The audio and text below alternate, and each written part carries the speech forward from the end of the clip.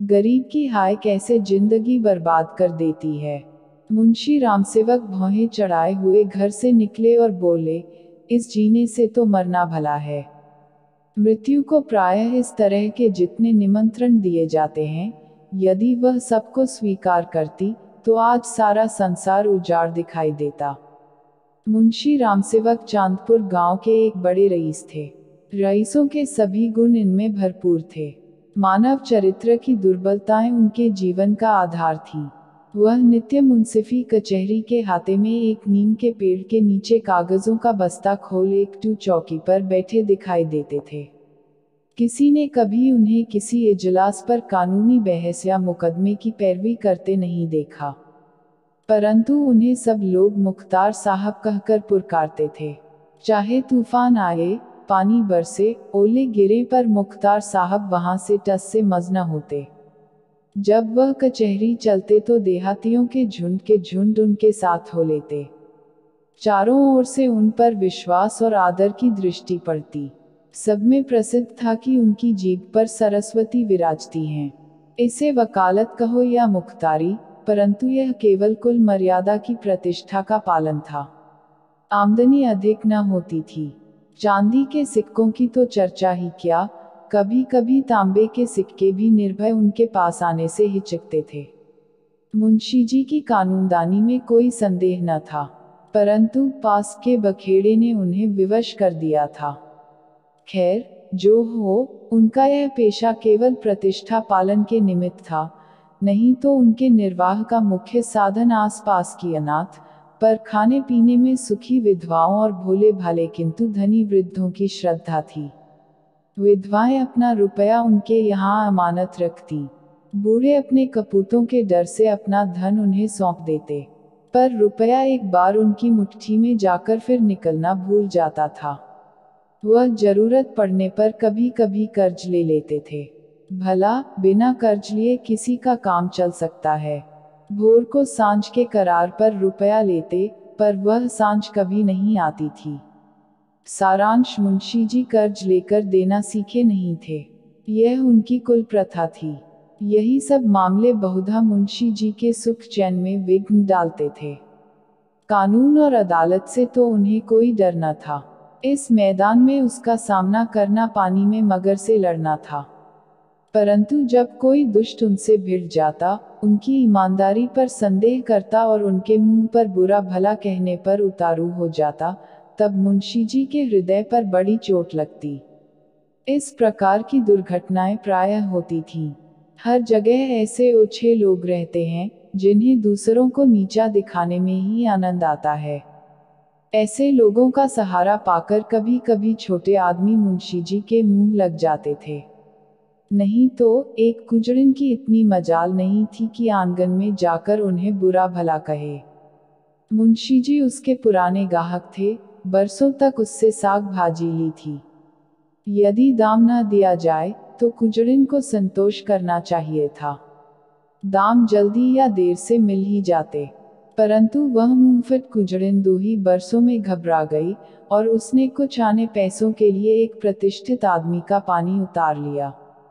झुंझलाकर मुंशी जी अपने को मृत्यु का कलेवा बनाने पर उतारू हो गए, तो इसमें उनका कुछ दोष न था। इसी गांव में मूंगा नाम की एक विधवा ब्राह्मणी रहती थी। उसका पति ब्रह्मा की काली पलटन में हवलदार था और लड़ाई में वहीं मारा गया। सरकार की ओर से उसके अच्छे कामों के बदले मूंगा को 500 रुपये मिले थे।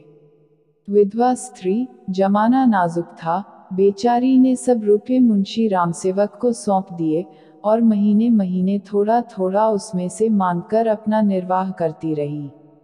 मुंशी जी ने यह कर्तव्य कई वर्ष तक तो बड़ी ईमानदारी के साथ पूरा किया, पर जब बूढ़ होने पर भी मूंगा नहीं मरी और मुंशी जी को यह चिंता हुई कि शायद उसमें से आधी रकम भी स्वर्ग यात्रा के लिए नहीं छोड़ना चाहती, तो एक दिन उन्होंने कहा, मूंगा, तुम्हें मरना है या नहीं? साफ साफ कह दो कि मैं अपने मरने की फिक्र करूं। उस दिन मूंगा की आंखें खुली, उसकी नींद टूटी, बोली, मेरा हिसाब कर दो। हिसाब का चिट्ठा तैयार था। अमानत में अब एक कौड़ी बाकी न थी। मूंगा ने बड़ी कड़ाई से मुंशी जी का हाथ पकड़कर कहा, अभी मेरे 250 रुपये तुमने दबा रखे हैं, मैं एक कौड़ी भी न छोड़ूंगी। परंतु अनाथों का क्रोध पटाखे की आवाज है, जिससे बच्चे डर जाते हैं और असर कुछ नहीं होता। अदालत में उसका कुछ जोर न था, न लिखा पढ़ी थी, न हिसाब किताब। हाँ, पंचायत से कुछ आसरा था। पंचायत बैठी, कई गांव के लोग इकट्ठे हुए। मुंशी जी नियत और मामले के साफ थे, उन्हें पंचों का क्या डर। सभा में खड़े होकर पंचों से कहा, भाइयों, आप लोग सत्यनारायण और कुलीन हैं, मैं आप सब साहबों का दास हूँ। आप सब साहबों की उदारता और कृपा से, दया और प्रेम से मेरा रोम रोम कृतज्ञ है, और आप लोग सोचते हैं कि इस अनाथिनी और विधवा स्त्री के रुपये हड़प कर गया हूँ। पंचों ने एक स्वर से कहा, नहीं नहीं, आपसे ऐसा नहीं हो सकता।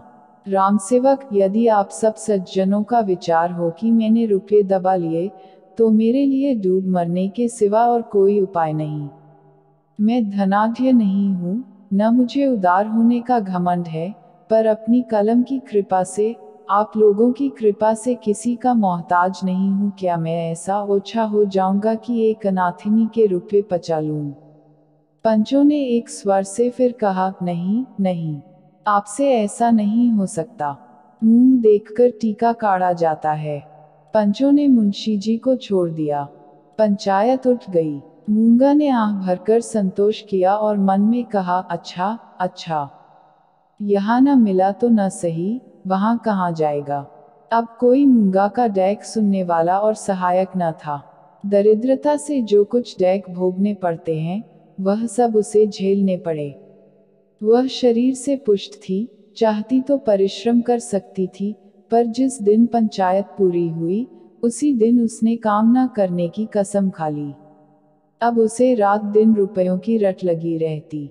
उठते बैठते, सोते जागते, उसे केवल एक काम था, और वह मुंशी रामसेवक का भला मनाना।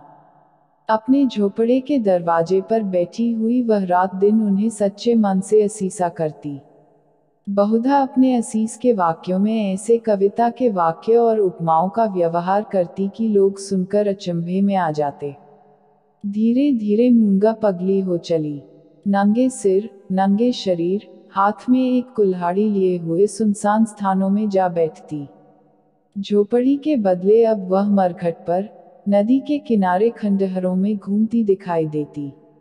बिखरी हुई लंटें, लाल लाल आंखें, पागलों सा चेहरा, सूखे हुए हाथ पांव। उसका यह स्वरूप देखकर लोग डर जाते थे। अब कोई उसे हंसी में भी नहीं छेड़ता। यदि वह कभी गांव में निकल आती, तो स्त्रियां घरों के किवाड़ बंद कर लेती। पुरुष कतराकर इधर उधर से निकल जाते और बच्चे चीख मारकर भागते।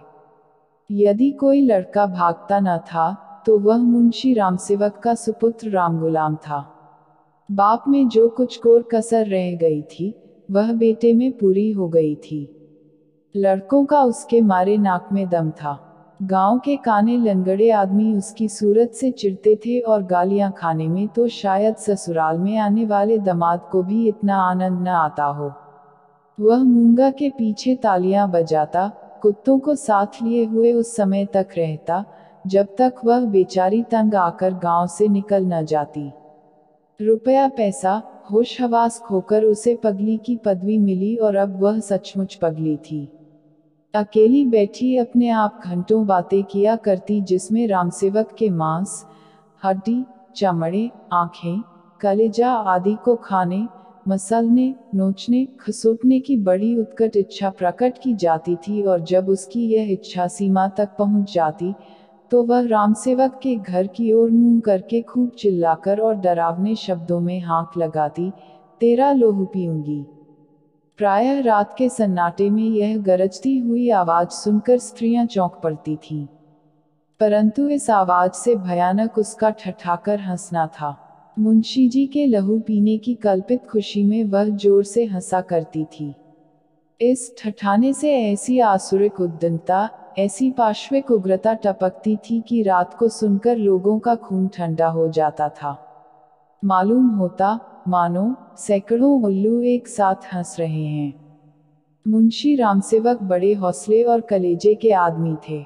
न उन्हें दीवानी का डर था न फौजदारी का, परंतु मूंगा के इन डरावने शब्दों को सुनकर वह भी सहम जाते। हमें मनुष्य के न्याय का डर न हो, परंतु ईश्वर के न्याय का डर प्रत्येक मनुष्य के मन में कभी कभी ऐसी ही भावना उत्पन्न कर देता, उनसे अधिक उनकी स्त्री के मन में। उनकी स्त्री बड़ी ही चतुर थी। वह उनको इन सब बातों में प्रायः सलाह दिया करती थी। उन लोगों की भूल थी जो लोग कहते थे कि मुंशी जी की जीभ पर सरस्वती विराजती हैं। वह गुण तो उनकी स्त्री को प्राप्त था।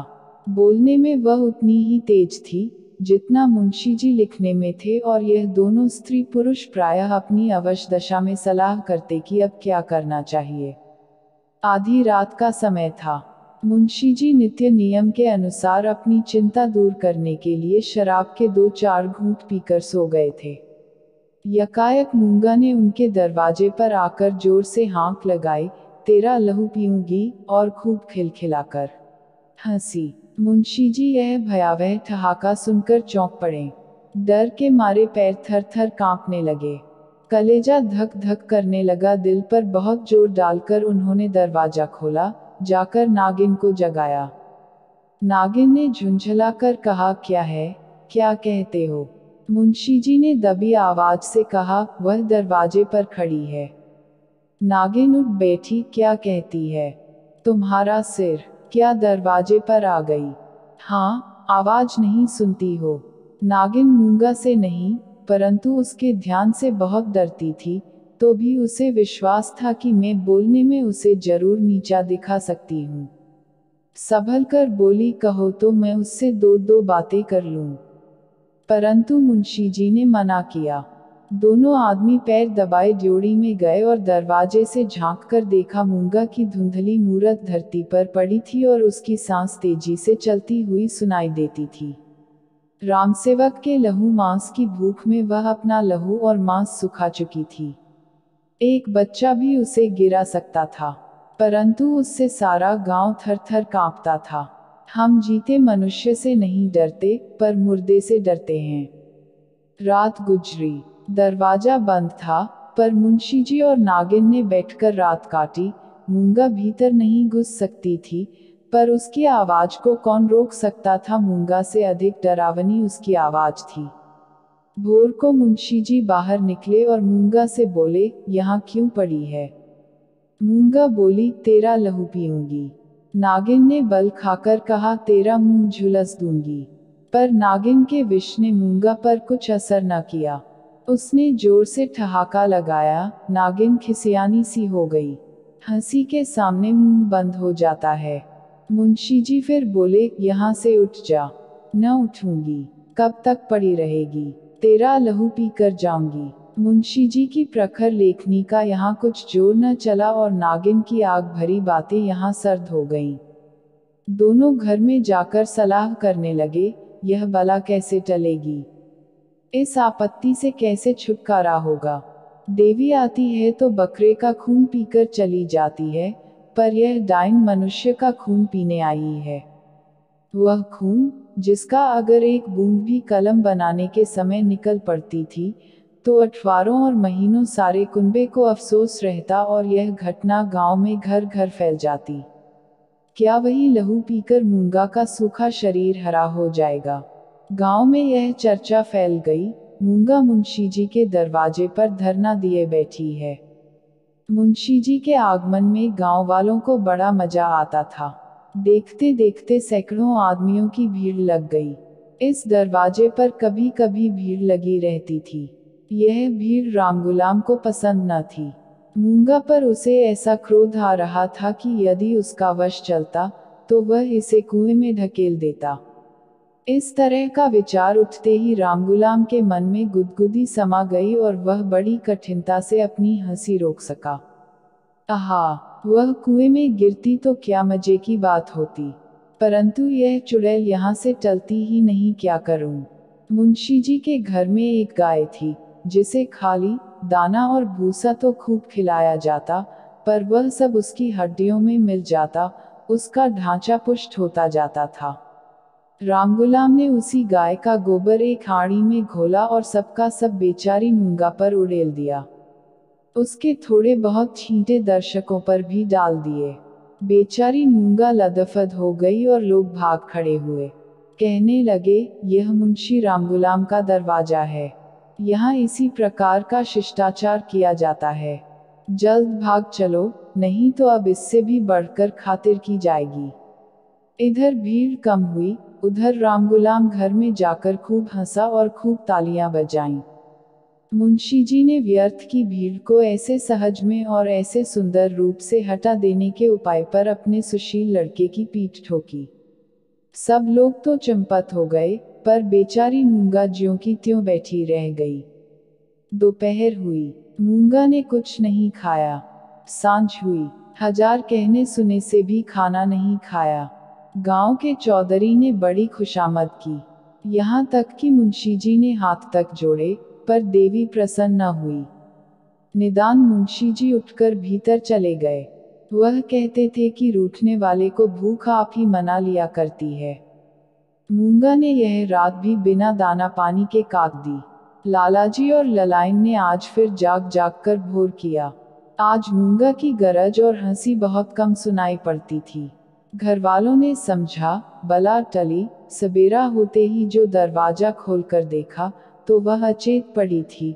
मुंह पर मक्खियां भिनभिना रही हैं और उसके प्राण पखेरु उड़ चुके हैं। वह इस दरवाजे पर मरने ही आई थी। जिसने उसके जीवन की जमा पूंजी हर ली थी, उसी को अपनी जान भी सौंप दी। अपने शरीर की मिट्टी तक उसको भेंट कर दी। धन से मनुष्य को कितना प्रेम होता है। धन अपनी जान से भी ज्यादा प्यारा होता है, विशेषकर बुढ़ापे में। ऋण चुकाने के दिन ज्यों ज्यों पास आते जाते हैं, त्यों त्यों उसका ब्याज बढ़ता जाता है। यह कहना यहाँ व्यर्थ है कि गांव में इस घटना से कैसी हलचल मची और मुंशी रामसेवक कैसे अपमानित हुए। एक छोटे से गांव में ऐसी असाधारण घटना होने पर जितनी हलचल हो सकती, उससे अधिक ही हुई। मुंशी जी का अपमान जितना होना चाहिए था, उससे बाल बराबर भी कम न हुआ। उनका बचा खुचा पानी भी इस घटना से चला गया। अब गांव का चमार भी उनके हाथ का पानी पीने का, उन्हें छूने का रवादार न था। यदि किसी घर से कोई गाय खूंटे पर मर जाती है, तो वह आदमी महीनों द्वार द्वार भी मांगता फिरता है। न नाई उसकी हजामत बनावे, न कहार उसका पानी भरे, न कोई उसे छुए। यह गोहत्या का प्रायश्चित था। ब्रह्महत्या का दंड तो इससे भी कड़ा है और इसमें अपमान भी बहुत है। मूंगा यह जानती थी और इसीलिए इस दरवाजे पर आकर मरी थी। वह जानती थी मैं जीते जी तो कुछ नहीं कर सकती, मरकर उससे बहुत कुछ कर सकती हूँ। गोबर का उपला जब जलकर खाक हो जाता है, तब साधु संत उसे माथे पर चढ़ाते हैं। पत्थर का ढेला आग में जलाकर आग से अधिक तीखा और मारक होता है। मुंशी रामसेवक कानूनदा थे। कानून ने उन पर कोई दोष नहीं लगाया था। मूंगा किसी कानूनी दफा के अनुसार नहीं मरी थी। ताजिरात हिंद में उसका कोई उदाहरण नहीं मिलता था। इसलिए जो लोग उनसे प्रायश्चित करवाना चाहते थे, उनकी भारी भूल थी। कुछ हर्ज नहीं, कहार पानी न भरे, न सही। वह पानी भर लेंगे। अपना काम आप करने में भला लाज ही क्या। बला से नाई बाल न बनावेगा। हजामत बनाने का काम ही क्या है। दाढ़ी बहुत सुंदर वस्तु है। दाढ़ी मर्द की शोभा और सिंगार है, और जो फिर बालों से ऐसी घिन होगी, तो एक एक आने में तो अस्तूरे मिलते हैं। धोबी कपड़े न धोएगा, इसकी भी कुछ परवाह नहीं। साबुन तो गली गली कौड़ियों के मोल आता है। एक बट्टी साबुन में दर्जनों कपड़े ऐसे साफ हो जाते हैं, जैसे बगुले के पर। धोबी क्या खाकर ऐसा साफ कपड़ा धोएगा। पत्थर पर पटक पटकर कपड़ों का लत्ता निकाल लेता है। आप पहने, दूसरों को भाड़े पर पहनाए, भट्टी में चढ़ाए, रेह में भिगोए। कपड़ों की तो दुर्गति कर डालता है। जभी तो कुर्ते 2-3 साल से अधिक नहीं चलते। नहीं तो दादा हर 5वें बरस 2-3 अचकन और 2 कुर्ते बनवाया करते थे। मुंशी रामसेवक और उनकी स्त्री ने दिन भर तो यूं ही कहकर अपने मन को समझाया। सांझ होते ही उनकी तर्कनाएं शिथिल हो गईं। अब उनके मन पर भय ने चढ़ाई की। जैसे तैसे रात बीतती थी, भय भी बढ़ता जाता था। बाहर का दरवाजा भूल से खुला रह गया था, पर किसी की हिम्मत न पड़ती थी कि जाकर बंद तो कर आए। निदान नागिन ने हाथ में दिया लिया। मुंशी जी ने कुल्हाड़ा, रामगुलाम ने गनड़ासा, इस ढंग से तीनों आदमी चौंकते हिचकते दरवाजे पर आए। यहाँ मुंशी जी ने बहादुरी से काम लिया। उन्होंने निधड़क दरवाजे से बाहर निकलने की कोशिश की। कांपते हुए पर ऊंची आवाज में नागिन से बोले, तुम व्यर्थ डरती हो, वह क्या यहाँ बैठी है। पर उनकी प्यारी नागिन ने उन्हें अंदर खींच लिया और झुंझलाकर बोली, तुम्हारा यही लड़कपन तो अच्छा नहीं। यह दंगल जीतकर तीनों आदमी रसोई के कमरे में आए और खाना पकने लगा। परंतु मूंगा उनकी आंखों में घुसी हुई थी। अपनी परछाई को देखकर मूंगा का भय होता था। अंधेरे कोने में मूंगा बैठी मालूम होती थी। वही हड्डियों का ढांचा, वही बिखरे हुए बाल, वही पागलपन, वही डरावनी आंख, मूंगा का नक्शिख दिखाई देता था। इसी कोठरी में आटे दाल के कई मटके रखे हुए थे, वहां कुछ पुराने चिथड़े भी पड़े हुए थे। एक चूहे को भूख ने बेचैन किया। मटकों ने कभी अनाज की सूरत न देखी थी, पर सारे गांव में मशहूर था कि इस घर के चूहे गजब के डाकू हैं।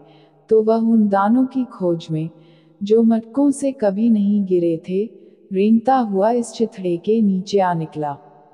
कपड़े में खड़खड़ाहट हुई। फैले हुए चिथड़े मूंगा की पतली टांगे बन गईं। नागिन देखकर झिझकी और चीख उठी। मुंशी जी बदहवास होकर दरवाजे की ओर लपके। रामगुलाम दौड़कर उनकी टांगे से लिपट गया। चूहा बाहर निकल आया। उसे देखकर इन लोगों के होश ठिकाने हुए। अब मुंशी जी साहस करके मटके की ओर चले। नागिन ने कहा, रहने भी दो, देख ली तुम्हारी मर्दांगी। मुंशी जी अपनी प्रिया नागिन के इस अनादर पर बहुत बिगड़े। क्या तुम समझती हो, मैं डर गया। भला डर की क्या बात थी।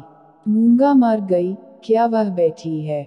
मैं कल नहीं दरवाजे के बाहर निकल गया था। तुम रोकती रही, मैं न माना। मुंशी जी की इस दलील ने नागिन को निरुत्तर कर दिया। कल दरवाजे के बाहर निकल जाना या निकलने की कोशिश करना साधारण काम न था। जिसके साहस का ऐसा प्रमाण मिल चुका हो, उसे डरपोक कौन कह सकता है। यह नागिन की हठधर्मी थी। खाना खाकर तीनों आदमी सोने के कमरे में आए, परंतु मूंगा ने यहाँ भी पीछा न छोड़ा। बातें करते थे, दिल को बहलाते थे। नागिन ने राजा हरदौल और रानी सारंधा की कहानियां कहीं। मुंशी जी ने फौजदारी के कई मुकदमों का हाल कह सुनाया। परंतु तो भी इन उपायों से भी मूंगा की मूर्ति उनकी आंखों के सामने से न हटती थी। जरा खटखटाहट होती तब तीनों चौंक पड़ते। उधर पत्तियों में सनसनाहट हुई कि इधर तीनों के रोंगटे खड़े हो गए। रह हकर एक धीमी आवाज धरती के भीतर से उनके कानों में आती थी, तेरा लहू पीऊंगी। आधी रात को नागिन नींद से चौंक पड़ी। वह इन दिनों गर्भवती थी। लाल लाल आंखों वाली, तेज और नुकीले दांतों वाली मूंगा उसी की छाती पर बैठी हुई जान पड़ती थी। नागिन चीख उठी। बावली की तरह आंगन में भाग आई और यकायक धरती पर चित गिर पड़ी। सारा शरीर पसीने पसीने हो गया। मुंशी जी भी उसकी चीख सुनकर चौंके, पर डर के मारे आंखें न खुली। अंधों की तरह दरवाजा टटोलते रहे। बहुत देर के बाद उन्हें दरवाजा मिला। आंगन में आई नागिन जमीन पर पड़ी हाथ पांव पटक रही थी। उसे उठाकर भीतर लाए, पर रात भर उसने आंखें न खोली। भोर को अकबक बकने लगी। थोड़ी देर में ज्वर हो आया। बदन लाल तवा सा हो गया। सांझ होते होते सन्निपात हो आया और आधी रात के समय जब संसार में सन्नाटा छाया हुआ था, नागिन इस संसार से चल बसी। मूंगा के डर ने उसकी जान ली। जब तक मूंगा जीती रही, वह नागिन की फुफकार से सदा डरती रही। पगली होने पर भी उसने कभी नागिन का सामना नहीं किया, पर अपनी जान देकर उसने आज नागिन की जान ली। भय में बड़ी शक्ति है। मनुष्य हवा में एक गिरह भी नहीं लगा सकता, पर इसने हवा में एक संसार रच डाला है। रात बीत गई, दिन चढ़ता आता था, पर गांव का कोई आदमी नागिन की लाश उठाने को आता न दिखाई दिया। मुंशी जी घर घर घूमे पर कोई न निकला। भला हत्यारे के दरवाजे पर कौन जाए, हत्यारे की लाश कौन उठाए। इस समय मुंशी जी का रोबदाब, उनकी प्रबल लेखनी का भय और उनकी कानूनी प्रतिभा एक भी काम न आई। चारों ओर से हारकर मुंशी जी फिर अपने घर आए। यहाँ उन्हें अंधकार ही अंधकार दिखता था। दरवाजे तक तो आए, पर भीतर पैर नहीं रखा जाता था। न बाहर ही खड़े रह सकते थे। बाहर मूंगा थी, भीतर नागिन। जी को कड़ा करके हनुमान चालीसा का पाठ करते हुए घर में घुसे। उस समय उनके मन पर जो बीतती थी, वही जानते थे। उनका अनुमान करना कठिन है। घर में लाश पड़ी हुई, न कोई आगे न पीछे। दूसरा ब्याह तो हो सकता था। अभी इसी फागुन में तो 50वां लगा है, पर ऐसी सुयोग्य और मीठी बोली वाली स्त्री कहाँ मिलेगी। अफसोस, अब तगादा करने वालों से बहस कौन करेगा, कौन उन्हें निरुत्तर करेगा। लेन देन का हिसाब किताब कौन इतनी खूबी से करेगा। किसकी कड़ी आवाज तीर की तरह तगादेदारों की छाती में चुभेगी। यह नुकसान अब पूरा नहीं हो सकता। दूसरे दिन मुंशी जी लाश को एक ठेले गाड़ी पर लादकर गंगाजी की तरफ चले। शव के साथ जाने वालों की संख्या कुछ भी न थी। एक स्वयं मुंशी जी, दूसरे उनके पुत्र रत्न राम गुलाम जी। इस बेइज्जती से मूंगा की लाश भी नहीं उठी थी। मूंगा ने नागिन की जान लेकर भी मुंशी जी का पिंड न छोड़ा। उनके मन में हर घड़ी मूंगा की मूर्ति विराजमान रहती थी। कहीं रहते उनका ध्यान इसी ओर रहा करता था। यदि दिल बहलाव का कोई उपाय होता, तो शायद वह इतने बेचैन न होते, पर गांव का एक पुतली भी उनके दरवाजे की ओर न झांकता था। बेचारे अपने हाथों पानी भरते, आप ही बर्तन धोते। सोच और क्रोध, चिंता और भय, इतने शत्रुओं के सामने एक दिमाग कब तक ठहर सकता। विशेषकर वह दिमाग, जो रोज रोज कानून की बहसों में खर्च हो जाता था। अकेले कैदी की तरह उनके 10-12 दिन तो ज्यों त्यों कर कटे। 14वें दिन मुंशी जी ने कपड़े बदले और बोरिया बस्ता लिए हुए कचहरी चले। आज उनका चेहरा कुछ खिला हुआ था। जाते ही मेरे मुवक्किल मुझे घेर लेंगे, मेरी मातमपुरसी करेंगे। मैं आंसुओं की 2-4 बूंदें गिरा दूंगा। फिर बैनामों, रहनामों और सुलहनामों की भरमार हो जाएगी। मुट्ठी गरम होगी। शाम को जरा नशेपानी का रंग जम जाएगा, जिसके छूट जाने से जी और भी उचाट हो रहा था। इन्हीं विचारों में मग्न मुंशी जी कचहरी पहुंचे, पर वहां रहनामों की भरमार और बैनामों की बाढ़ और मुवक्किलों की चहल पहल के बदले निराशा की रेतीली भूमि नजर आई। बस्ता खोले घंटों बैठे रहे, पर कोई नजदीक भी न आया। किसी ने इतना भी न पूछा कि आप कैसे हैं। नए मुवक्किल तो खैर, बड़े बड़े पुराने मुवक्किल, जिनका मुंशी जी से कई पीढ़ियों से सरोकार था, आज उनसे मुंह छिपाने लगे।